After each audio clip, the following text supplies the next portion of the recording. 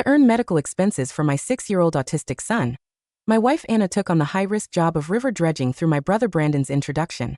During a flood season, she and my brother accidentally fell into the water and drowned. 3 months after they left, my son also died from prolonged refusal to eat and stress-induced exhaustion. To prevent others from repeating my son's tragedy, I took care of my wife's parents while burying myself in study. I developed a specialized treatment plan for severe autism, and later opened a charity clinic to help autistic children free of charge. Until that day when I suddenly received a call for help. Is this Dr. Smith speaking? My daughter also has severe autism. Can you save her? I froze, because on the other end of the line was the voice of my wife who had been dead for 10 years. On the phone, the woman pleaded almost humbly, Dr. Smith, please, you're our last hope. A man's voice came from beside her, tearful. Dr. Smith, my daughter's name is Lucy. She's 4 years old with severe autism, and she's contracted uremia. She refuses medical treatment. She's terrified of doctors. Now she has multiple organ failure, and the hospital has issued a critical condition notice.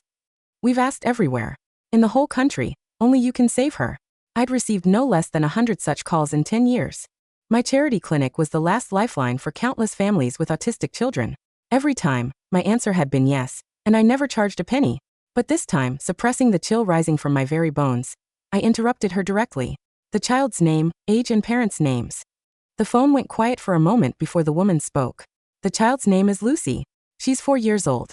My name is Anna, and her father's name is Brandon. I finished for her. The line went dead silent, as if surprised I would know. Anna, Brandon.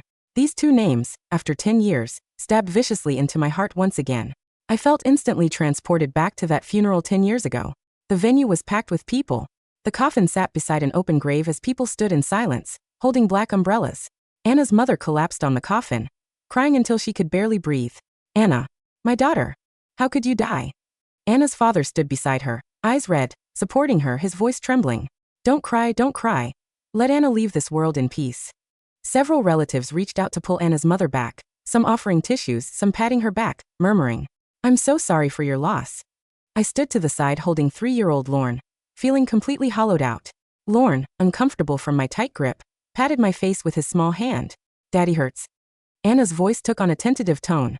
Dr. Smith, you know us? I didn't answer, only heard Anna urgently whispering to Brandon on the other end, then promising me again. Dr. Smith, money is no object. We'll give you whatever we have. As long as you're willing to help, we're willing to donate. No, to pay you $1 million. Please. $1 million. Back then, when Anna abandoned our son who also had autism, she took the $200,000 in death benefits, my son's lifeline, and faked her death to escape. How resolute she had been then. Now, to save her daughter with Brandon, Anna was truly generous. My fingers gripping the pen turned white from the pressure as I spoke, word by word. I'm sorry, this child, I won't save her. Why? Anna's voice suddenly shot up, full of disbelief. We can pay more. $2 million. Dr. Smith, you've always been. Anna couldn't finish her sentence. I hung up directly. The phone slipped from my trembling palm and hit the desk with a dull thud. Finally, the whole world was quiet. When I pushed open the front door, the aroma of food hit me, but my stomach only churned. In the dining room, Anna's parents were already seated at the long table. Across from them, as always, was an empty seat with a clean place setting. Anna's mother carried a casserole, carefully spooning creamy mashed potatoes onto the plate in front of that empty seat. She cut up a piece of gravy-covered steak and placed it there, murmuring, Anna, time to eat. I made your favorite roast beef today. 10 years, rain or shine. They believed Anna had died heroically in flood relief efforts 10 years ago. Her body never recovered. A hero. So for these 10 years, at every meal, they left a place for Anna, with food set out. As if she were still alive, just away on a trip. I stared at that plate of steaming food, hatred churning inside me. The daughter they worshipped day and night was actually living well in another city at this very moment. And Anna and Brandon were humbly begging me to save their daughter. I changed my shoes and walked over step by step. Smith, you're home? Hurry and wash your hands for dinner today. Anna's mother looked up at me with a kind smile, but her words cut off abruptly. Because I walked straight to that empty seat, and under their shocked gazes, I picked up the food left for Anna, turned around and threw it, plate and all, into the kitchen trash. The crash of breaking dishes exploded in the silent air. Smith, have you lost your mind? Anna's father shot to his feet, trembling with rage. Tears instantly streamed down Anna's mother's face as she looked at me in disbelief. Smith, what are you doing? That's food left for Anna. I turned around and looked coldly at them, at these pitiful old people who'd been kept in the dark for 10 years. I couldn't tell them that their proud daughter wasn't dead at all. Anna just found my autistic son and me to be burdens, so she and my best friend planned a fake death and ran away together. I couldn't say a single word of it. I could only vent my 10 years of accumulated resentment in the cruelest way. Dead people don't deserve to eat. That night, I didn't return to my room. I sat in my son's room. Everything in the room remained exactly as it was when he left. His crooked drawing of our family still sat on the desk. I picked up the worn, matted stuffed toy from the bedside. This was a birthday gift Brandon had given my son. My son loved it. In his final moments, he clutched it tightly in his arms, calling over and over, "Mommy, Mommy." I held that toy and sat there all night, until dawn squeezed through the curtain cracks and shone coldly on my face. The next day at the clinic, Eve made me a cup of hot tea. As she handed it over, her slender fingers paused on the white ceramic cup. Her expression was gentle as always, but her tone carried a trace of concern. "Dr. Smith, yesterday's call. You really refused? I've never seen you like this." Eve was my deputy and my most capable partner. She knew how much I'd sacrifice for this charity clinic, and she knew I treated every patient like my own child, never giving up before.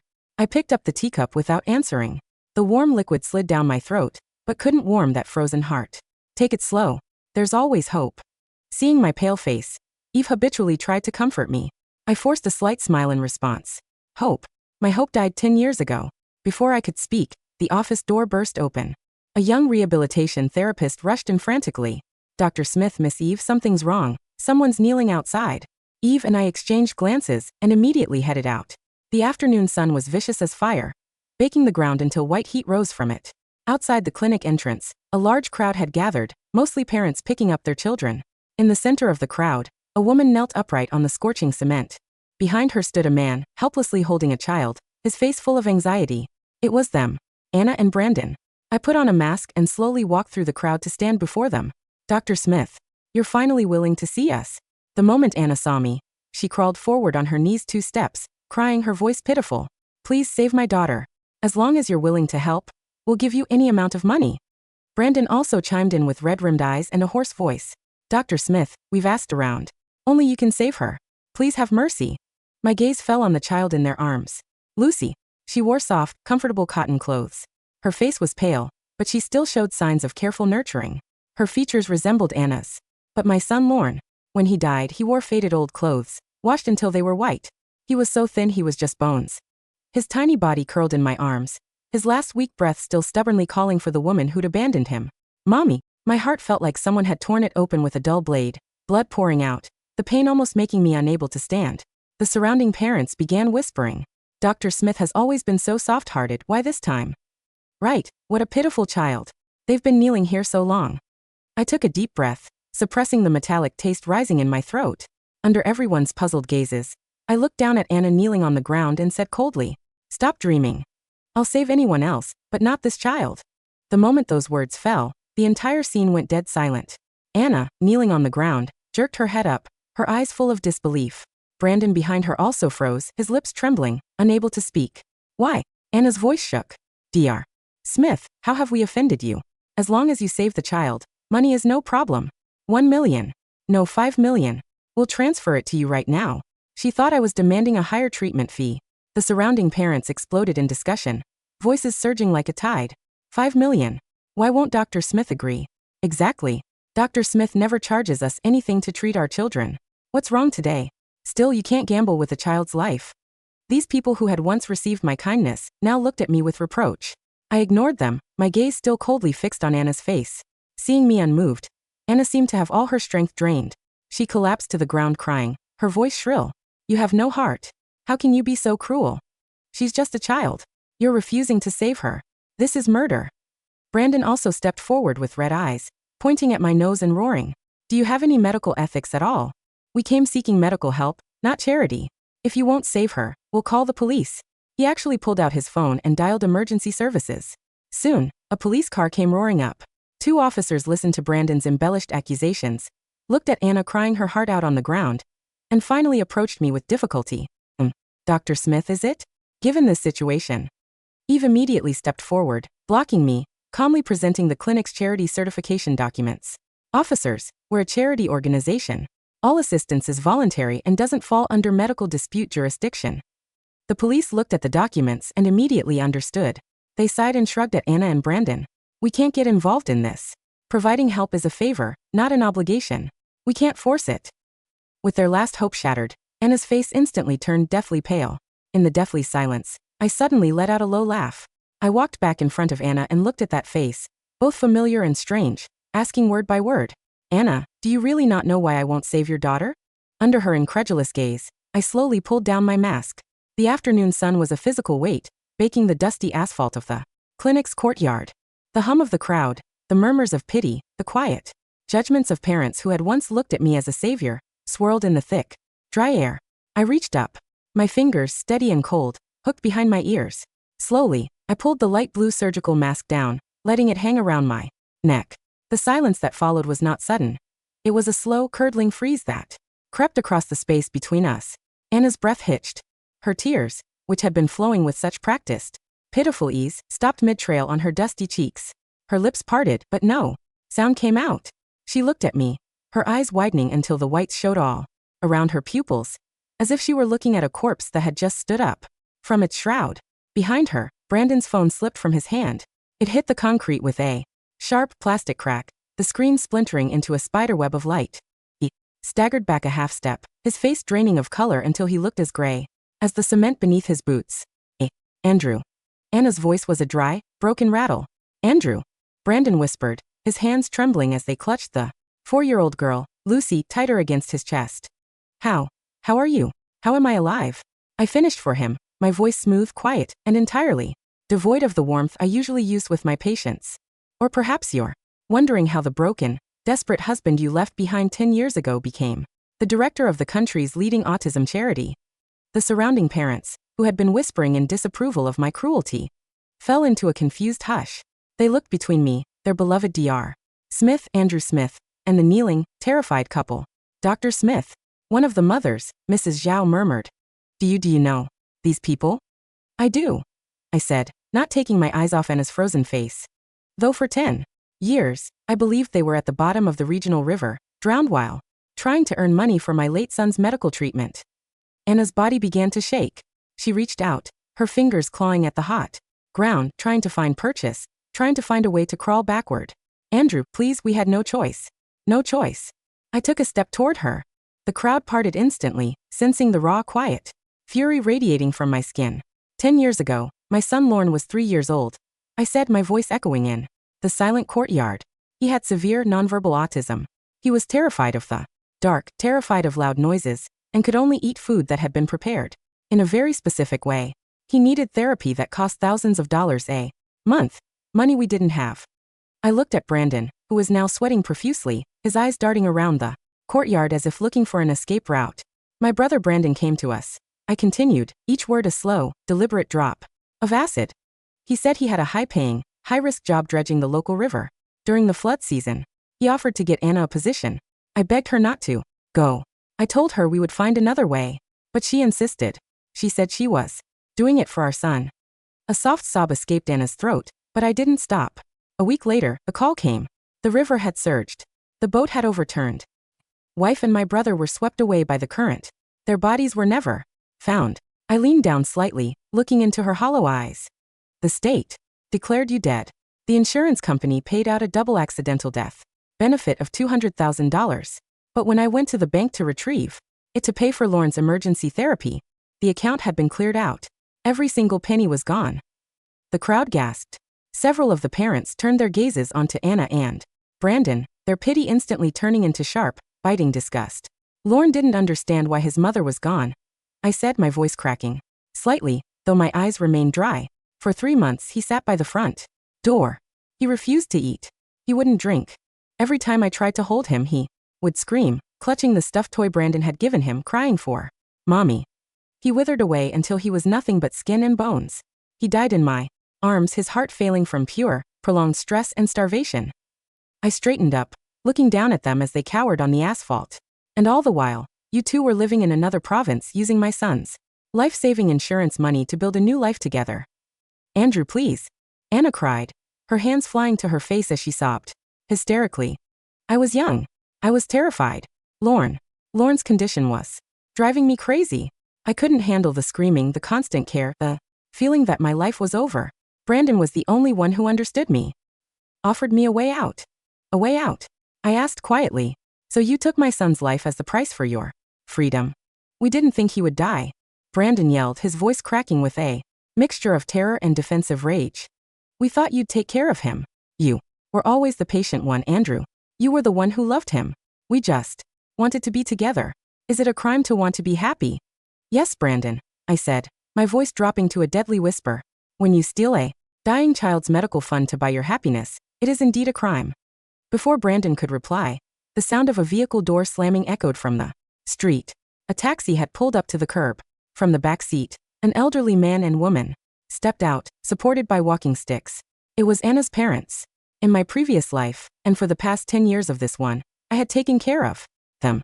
They were frail, suffering from chronic illnesses, and entirely broken by the death of their only daughter.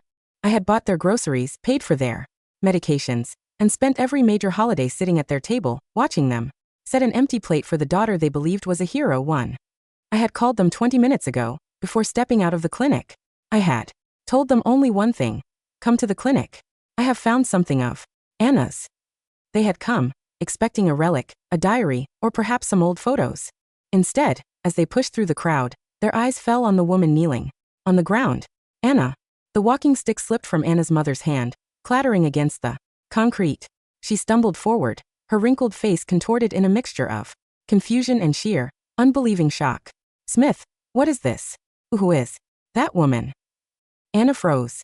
She turned her head slowly, her eyes meeting her mother's. Mom, she whispered. The elderly woman stopped. She stared at the face of the daughter she had mourned for 10 years, the daughter whose favorite roast beef she had prepared every single night, leaving a cold plate on an empty table. She looked at Brandon, whom she had also mourned as a nephew and a son-in-law of sorts. And then, she saw the 4-year-old child in Brandon's arms. You're alive? Anna's mother's voice was barely a squeak. She turned to me, her hands trembling, her eyes wide with a horrific, dawning realization. Smith, she's alive? She didn't drown. She didn't drown, Mom, I said softly, using the term of endearment I had used. For 10 years. She ran away with Brandon. They took Lauren's medical money, faked their deaths, and had another daughter together. Anna's mother stared at her daughter. For 10 years her grief had been her entire existence. She had destroyed her own health, crying for a ghost. With a sudden explosive burst of strength that defied her age, the old woman rushed forward. Smack. The sound of the slap echoed through the courtyard. Anna's head snapped to the side, her cheek instantly turning a bright, angry red. You monster! Her mother screamed, her voice cracking with a pain so deep it sounded inhuman. We cried for you. We starved for you. Smith spent 10 years of his life buying our medicine, fixing our roof, and keeping us alive while you were out having another family. You let Lauren die. My grandson. You killed him. Mom, please. Anna screamed, clutching her mother's skirt. Lucy is sick. He has uremia. She's going to die. Andrew is the only doctor who can perform the sensory soothing therapy she needs to survive the transplant. Please tell him to save her. Anna's father stood behind them, his face pale, his chest heaving. He didn't slap her. He didn't scream. He simply walked over to his wife, pulled her back away from Anna's grasp, and looked at his daughter with a cold, absolute disgust. That was far more devastating than any blow. We have no daughter, the old man said, his voice trembling but clear. Our daughter died in the river 10 years ago. This woman is a stranger. With that, he turned his back on her, supporting his weeping, broken wife as they walked slowly out of the courtyard, never looking back. The next 48 hours were a chaotic, desperate scramble for Anna and Brandon. They tried to take Lucy to other hospitals in the province, but the situation was dire. Lucy's uremia was advanced, and her kidneys were failing rapidly. She needed a transplant immediately, and Brandon was a perfect match to donate. But there was a fatal complication. Lucy's severe, nonverbal autism made her highly sensitive to sensory input. The sterile smell of the hospital, the bright fluorescent lights, the cold touch of the stethoscopes, and the restriction of the medical machines threw her into violent, self-harming panic attacks. Whenever the nurses tried to insert or prep her for dialysis, she would scream, tear at her own skin, and beat her head against the metal bed rails until her blood pressure spiked to dangerous, life-threatening levels. In her state of extreme, stress-induced exhaustion, her heart could not handle the anesthesia required for the surgery. The pediatric specialists were helpless. Without intensive sensory desensitization therapy to calm her nervous system and allow her to tolerate the medical procedures, we cannot operate, the head of the city Hospital told them. And in this country, there is only one specialist who has successfully developed a protocol for this level of severe sensory dysfunction. Dr. Andrew Smith. Desperate, Brandon tried to use the only weapon he had left, moral kidnapping. On Monday morning, a local, sensationalist online news outlet published an article with a glaring headline. Famous charity doctor refuses to save 4-year-old autistic girl over personal grudge. The article, clearly written with information supplied by Brandon, painted me as a cold-hearted, vengeful monster who was letting an innocent child die to punish her parents for a decade-old family dispute. It included photos of Lucy lying in her hospital bed, pale and hooked up to a monitor, looking incredibly fragile. The internet, as always, reacted with immediate, unthinking fury. How can he call himself a charity doctor if he lets a child die? Professional ethics should come before personal feelings. Strip him of his license. I used to support this clinic, but this is disgusting. Save the little girl. By Monday afternoon, a small group of angry protesters and reporters had gathered outside the clinic gates, holding signs and demanding an explanation. Eve, my deputy, stood by the window of my office, watching the crowd. Her expression was deeply worried. Dr. Smith, the board of the charity foundation just called, she said, her voice tight. They're panicking. They're threatening to pull our funding if we don't resolve this. The public pressure is building. I sat at my desk, quietly sipping my tea. Let them talk, Eve. But the child. Eve hesitated, her gentle nature struggling with the situation. Lucy is innocent, Andrew. She didn't choose her parents. I put down my teacup. I know she's innocent, Eve. And I am a doctor. I have never let a child die when I had the power to save them. But I will not let those two monsters use their daughter's illness to escape the justice they owe my son. I stood up and pulled a folder from my cabinet. Inside were the original bank statements from 10 years ago, the police reports of the drownings, the life insurance payout receipts, and the medical records of Lauren's final days. Call a press conference, I said. For tomorrow morning. Right here in the courtyard. The Tuesday morning press conference was packed. Dozens of camera crews, journalists, and local citizens crowded into the clinic's courtyard. Brandon and Anna were there too, standing near the front of the crowd, holding a weeping, frail Lucy in their arms. They looked triumphant, believing that the public pressure had finally forced me to bend. Dr. Smith, a reporter from the local television station shouted, thrusting a microphone toward the podium. Is it true that you are refusing to treat Lucy because of a personal conflict with her parents? How do you reconcile this with your medical oath? I stood behind the podium, wearing my white doctor's coat.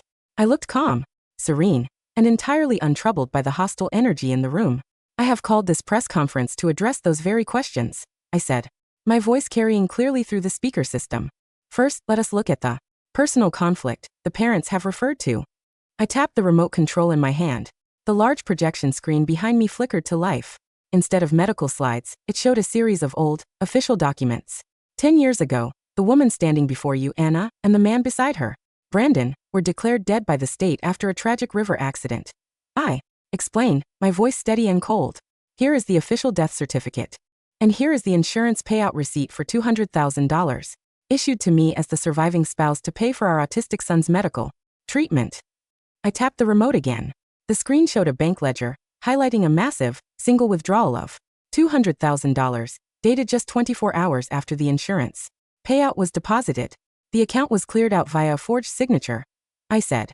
And here is the travel and residency registry from the neighboring province, showing that dead Anna and dead Brandon registered a new joint lease under false names just 3 days later. The journalists began typing frantically. The cameras zoomed in on the bank documents. While they were living in a luxury apartment in the capital, using the stolen money, my 3-year-old son Lorne was left with nothing, I said. I tapped the remote one last time. The screen showed a photo of Lorne. He was a beautiful boy, but the second photo showed him in his hospital bed, his ribcage protruding, his eyes hollow and dark. This was my son Lorne 3 days before he died of stress-induced cardiac arrest and starvation because he couldn't cope with the sudden, violent disappearance of the mother who had abandoned him for money. The courtyard went dead silent. The reporters stared at the screen, then turned their gazes slowly toward Anna and Brandon. The hostile, judgmental glares that had been directed at me were now directed at them with 1,000-fold intensity. My brother Brandon and my ex-wife Anna committed insurance fraud, identity theft, and child abandonment resulting in death, I said, my voice echoing in the silence. The statute of limitations for insurance fraud of this magnitude when involving fake deaths and interstate flight, does not expire. I have already submitted this file to the state prosecutor's office. As if on cue, the clinic gate swung open. 4 police cruisers pulled into the driveway, their blue and red lights flashing against the white walls of the clinic.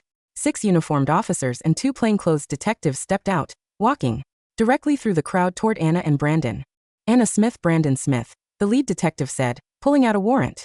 You are under arrest for grand larceny, insurance fraud, identity theft, and criminal neglect resulting in the death of a minor. No, no, Anna screamed, trying to pull away as an officer grabbed her arm. Andrew, you can't do this. What about Lucy? Who is going to save Lucy? Brandon was slammed against the hood of a police cruiser, the handcuffs clicking sharply around his wrists. Andrew, she's your niece. She has your blood. You're a monster if you let her die. The crowd watched in silence, no one stepping forward to help them. The reporters' cameras flashed continuously, capturing every second of their humiliating arrest. As they were being led toward the cars, I stepped down from the podium and walked over to the detective. Detective, I said, my voice quiet but carrying to the ears of the weeping. Anna, the child Lucy, is a minor in critical condition. Under the state's emergency guardianship laws, since both her legal guardians are now under arrest for felony offenses, she will be placed in the custody of the state's child welfare services. That is correct, Dr. Smith, the detective nodded. An emergency social worker is already on her way to take custody of the child. I turned my head, looking at the pale, shivering Lucy who was now being held gently by a female officer. And as the director of the state-licensed charity clinic, I continued looking directly into Anna's tear-filled eyes. I am formally petitioning for temporary medical custody of Lucy to perform the emergency sensory soothing therapy and oversee her kidney transplant. Anna froze, her breath catching in her throat. You're going to save her? Yes, Anna. I said, my voice cold and hollow. I am going to save her. I will perform the therapy. We will find a suitable, legal donor through the state registry. She will live. A look of pure, weeping relief washed over Anna's face, but I wasn't finished. But you and Brandon will never see her again, I said, each word a final heavy spade of dirt on their graves. The state will strip you of your parental rights due to your felony convictions and your history of fatal child neglect. When Lucy is recovered, she will be adopted by a loving, stable family who will care for her. She will grow up knowing she was saved by a charity, and she will never, ever know that her biological parents were the monsters who killed her brother. Anna let out a long, pierced shriek of pure, agonizing despair as the officer pushed her into the back seat of the police cruiser. The doors slammed shut, and the cars drove away, their sirens fading into the distance, leaving only the quiet, clean morning air behind. 3 months later, the clinic's sensory garden was filled with the soft, soothing sound of trickling water and the sweet scent of blooming lavender. A little girl with bright, curious eyes and healthy, rosy cheeks sat on the grass, carefully stacking wooden blocks. Her movements were calm, her focus intense, but she was no longer shivering, no longer screaming at the touch of the world. Lucy. The sensory desensitization therapy had been a complete success. Within 6 weeks, she had tolerated the preparatory medical procedures, and a matching kidney from a voluntary donor had been successfully transplanted. Her recovery had been flawless. She's doing incredibly well, Andrew, Eve said, walking up beside me as I watched the girl play. The state welfare agency just finalized her placement. The adoptive family, a wonderful couple, both pediatric educators, are coming to pick her up tomorrow. Good, I said, a soft, genuine smile finally reaching my eyes. She deserves a good life, a real life. I walked over to Lucy, kneeling down on the grass beside her. She didn't shrink away from me. Instead, she looked up, her dark eyes so similar to my late son's, studying my face for a long moment. Then she reached out her small, soft hand and patted my cheek, exactly the way Lorne used to do when he wanted to tell me he was happy one. I closed my eyes, letting the warmth of her small hand heal the last, lingering ache in my heart. I saved her, Lorne, I thought. And I punished them. You can rest now, my boy. The next afternoon, the adoptive family arrived. They were kind, gentle people who looked at Lucy with tears of joy in their eyes. As they carried her to their car, Lucy turned her head, waving her small hand toward me through the window. I waved back, watching the car drive out of the gates and into the warm, golden afternoon light. The cemetery was quiet, the cool evening breeze rustling the leaves of the old oak trees. I walked down the familiar stone path, carrying a small, worn stuffed toy in one hand and a single, fresh white lily in the other one. I stopped in front of the small, clean marble tombstone. Lorne Smith, beloved son, held in our hearts until we meet again. I knelt down, placing the lily on the stone, and gently set the stuffed toy. Beside it, the toy he had clutched in his final moments. It's finished, Lorne, I whispered, resting my hand against the cool, clean marble. The empty plate at the table has been cleared. Your mother and Brandon are in a place where they can never hurt anyone again. And your sister is safe. A gentle breeze swept through the cemetery, carrying the scent of the fresh earth and the quiet, peaceful sigh of the night. For the first time in 10 years, the air felt incredibly light, as if a great, suffocating shadow had finally lifted from the earth. I stood up, pulling my coat tighter against the evening chill, and turned to walk back toward the city lights. The road ahead was long, and there were still many children waiting for my help. But as I walked out of the cemetery gates, I didn't look back. The circle was closed, the debt was paid, and the light was finally returning to the world.